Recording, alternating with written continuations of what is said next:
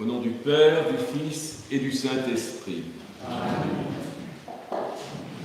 Nous fêtons Sainte Anne, la mère de Marie. Quand j'écoutais l'Évangile qui nous disait « La lumière ne doit pas être cachée, mais vous devez écouter. Et qui est ma mère, qui sont mes frères, mes sœurs, si ce n'est celui qui écoute dans le silence. » Et il y a une fresque que vous connaissez certainement, qui a été trouvée à Pharas, dans le Soudan, juste avant la submersion par le barrage d'Assouan, et qui a été emmenée à Varsovie. Vous voyez Sainte Anne, représentée très jeune, avec le doigt sur la bouche, qui demande le silence, qui demande l'intériorité. Elle est une lumière, elle est un flambeau. Ce flambeau que l'on verra à Auray, qui apparaîtra mystérieusement à Yvon Nicolazic. Elle demande le silence, l'écoute. L'histoire de Sainte Anne, vous la connaissez. En résumé, une femme mariée à Joachim n'avait pas d'enfant depuis 10 ans. Et Joachim, blessé par une remarque de quelqu'un dans la synagogue qui lui dit qu'il était maudit puisqu'il n'avait pas d'enfant, partit dans la montagne, brutalement, se sépara de sa femme à ce moment-là, pour prier 40 jours et 40 nuits, pendant qu'elle-même priait 40 jours et 40 nuits. Un ange vint les voir, leur dit que leur prière avait été agréée par Dieu et qu'ils auraient un enfant. Cet enfant, Sainte Anne l'avait déjà offert au temple à Dieu si jamais elle avait été enceinte. Sainte Anne a pu élever Marie, l'enfant de la promesse d'Israël, pendant 10 ans à peu près, avant de la conduire au temple. Elle vécut, paraît-il, 3 ans, on le précise. Donc, très tôt, elle a fait le sacrifice de son enfant à Dieu, comme Abraham a fait le sacrifice de son enfant à Dieu. Ensuite, elle vécut, dit-on, jusqu'à 80 ans. Elle mourut, elle est née au ciel. Elle a été emmenée, selon la tradition, par les saintes Maries de la Mer jusqu'en Gaule. Et en Gaule, ces reliques ont été déposées dans la ville d'Apt, dans la cathédrale aujourd'hui, Sainte Anne d'Apt. Et toutes les reliques qui circulent dans le monde de Sainte Anne viennent d'Apt, qui est le premier lieu de culte de Sainte Anne. Les 2 autres grands lieux de culte de Sainte Anne sont bien sûr Auray, où il y a eu son apparition, et où se trouvent des reliques. Sainte Anne d'Auray. Sainte Anne C'est différent. d'Auray. Et il y a eu aussi, 33 ans après l'apparition à Auray, Sainte Anne de Beaupré, au Québec, qui est le plus grand pèlerinage, puisqu'il dépasse celui d'Auray, avec plus d'1 million de visiteurs chaque année. Alors on peut se demander si cette histoire de Sainte Anne, que seule la tradition orale, rapportée aussi par les apocryphes, ne serait pas une légende. Bien sûr que non, ce n'est pas une légende, et c'est d'autant plus marquant qu'il y a eu ce signe, cette révélation à Auray, avec l'apparition de Sainte Anne à Yvon Nicolazic, de façon exceptionnelle. C'est la seule apparition au monde de Sainte Anne. Et elle a été très factuelle. Elle dit Yvon Nicolazic, ici il y avait une chapelle 924 ans et 6 mois avant que je t'apparaisse. Très précis. En plus, ça se passe dans le village de Kerana, maison d'Anne. Donc c'est une preuve. Mais quelles autres preuves y a-t-il, comme dans tous les lieux sacrés où il se passe des miracles? Eh bien, il y a les fruits de la sainteté. Et bien sûr, les ex-voto que nous avons dans ces différents sanctuaires sont une preuve. Mais la première preuve qui est arrivée, c'était à Yvon Nicolazic, qui était lui aussi stérile avec son épouse depuis 10 ans, et qui a eu 4 enfants suite à cette apparition. Alors, qu'est-ce que je pourrais retenir de Sainte Anne pour notre vie chrétienne, pour notre conscience chrétienne? Il y a d'abord cette phrase qui m'a frappé quand elle dit à Yvon Nicolazic, Sainte Anne d'Auray, « Dieu veut que je sois honoré ici » et rebâtit la chapelle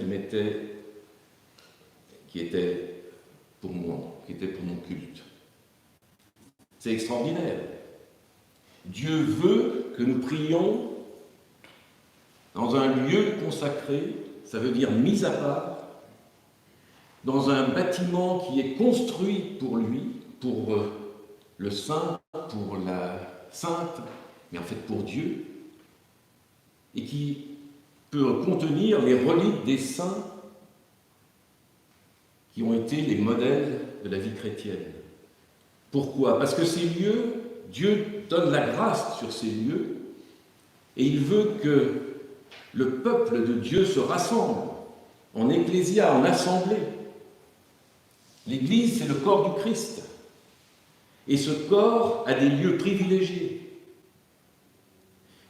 Le Christ, à travers la croix de Saint-Damien, dit à Saint François d'Assise, il lui dit « Rebâtis mon Église ». Bien sûr, rebâtis-la physiquement, rebâtis-la aussi spirituellement. Marie, là où elle apparaît, de façon généralisée, elle demande qu'on lui bâtisse une église, entre autres à Notre-Dame de Guadalupe. C'est important, le lieu, les racines dans lesquelles le christianisme se développe. Et c'est un peu, c'est même sûrement, le modèle de ce qui se passe ici, avec l'agrandissement de cette Église qui est voulue par Dieu. Cela a été dit à Tugdual, ça a été dit à Saint-Maël. C'est le lieu où nous prions, où nous sommes sûrs d'avoir la grâce de Dieu. Anna, c'est la grâce de Dieu, étymologiquement. Donc, je dirais, un point important que je trouve dans cette solennité de Sainte Anne, c'est c'est d'avoir la conscience que le lieu, la France, la Bretagne, le Bois-Juel, sont des lieux voulus par Dieu pour aider à sauver l'humanité, pour participer au plan de Dieu pour le salut de l'humanité. La deuxième chose que je voudrais dire par rapport à Sainte Anne, c'est son modèle de sainteté, pour nous tous chrétiens. Mais en particulier aussi, c'est un modèle de sainteté, je ne dis pas qui est spécifiquement pour les femmes, mais qui a une composante très forte de sainteté féminine, pour les hommes et pour les femmes. Parce que Sainte Anne, c'est une femme, c'est une épouse, c'est une mère et c'est une grand-mère. On le dit bien sûr, c'est l'aïeule du Christ. Et sa sainteté se traduit de différentes façons. D'abord, elle est le modèle de l'humilité, le modèle de la discrétion, le modèle de la patience, le modèle de l'espérance. Pourquoi? Dans sa stérilité, elle espère être féconde. En tant que femme d'Israël, elle espère être celle par qui, d'une manière ou d'une autre, comme toutes les femmes d'Israël, le Messie viendra sur terre. Elle est dans l'espérance, elle est dans la confiance, dans la foi. Alors que quand on lit l'apocryphe sur Joachim et Anne, on voit bien, Joachim, il est un peu en colère quand même de ce qui lui a été dit. Et elle, Anne, n'est pas en colère, mais elle est surtout quand il la quitte, mais elle rentre dans son intériorité et elle prie Dieu. Et là aussi, c'est un modèle de prière extraordinaire. Elle prie pendant 40 jours, 40 nuits, sans savoir si elle sera exaucée, mais avec confiance.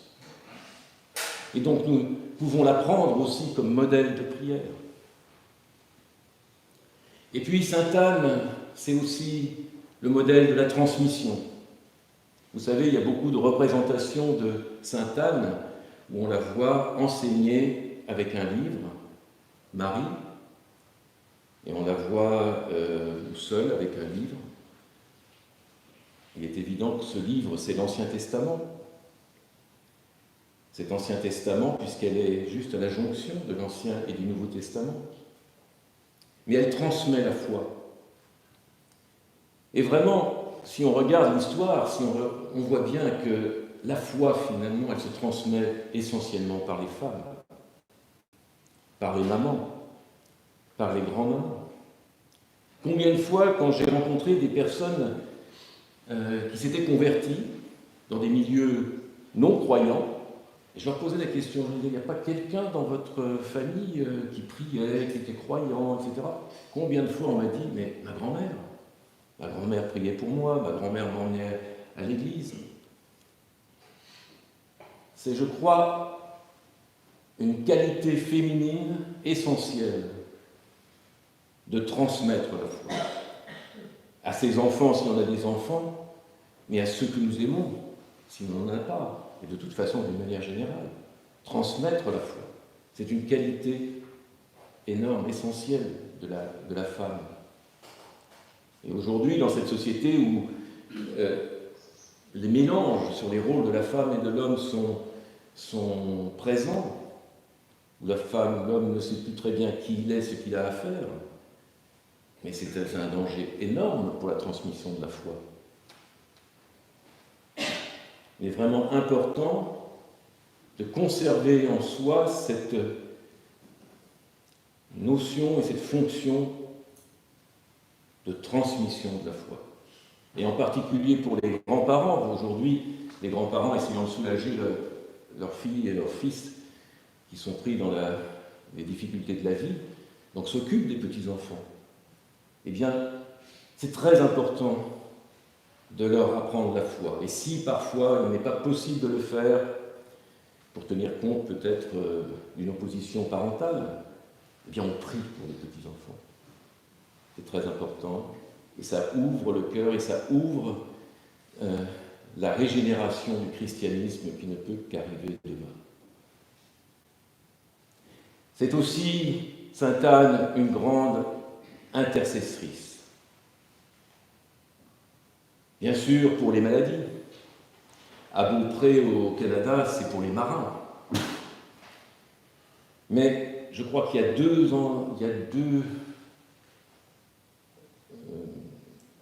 types d'intercession qui sont spécifiques pour elle.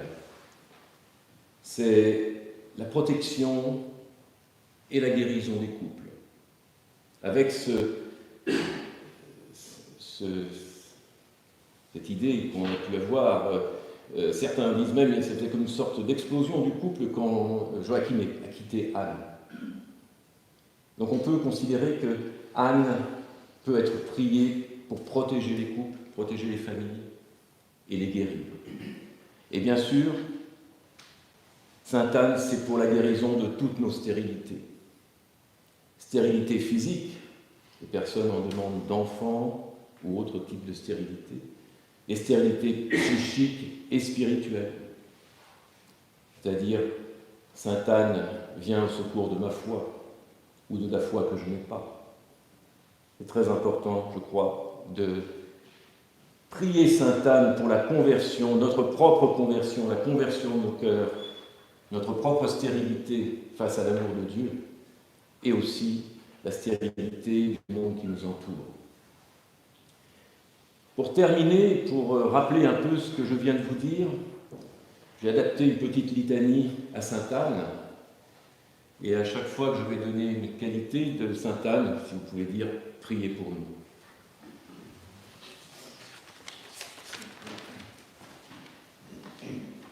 Sainte Anne, mère de la Vierge Marie. Priez-nous. Sainte Anne, aïeule du Sauveur. Priez-nous. Sainte Anne, modèle de patience. Priez-nous. Sainte Anne, modèle d'espérance. Priez-nous. Sainte Anne, réconciliatrice des couples. Priez-nous. Sainte Anne, modèle d'humilité. Priez-nous. Sainte Anne, modèle de la transmission de la foi. Priez-nous. Sainte Anne, flambeau dans la nuit. Priez-nous. Sainte Anne, incarnation de la sainteté féminine. Priez-nous. Sainte Anne, protectrice et guide des enfants. Priez-nous. Sainte Anne, protectrice des marins et des voyageurs. Priez-nous. Sainte Anne, réconfort des couples stériles. Priez-nous. Sainte Anne, icône des parents et des grands-parents. Priez-nous. Sainte Anne, patronne des Bretons. Priez-nous.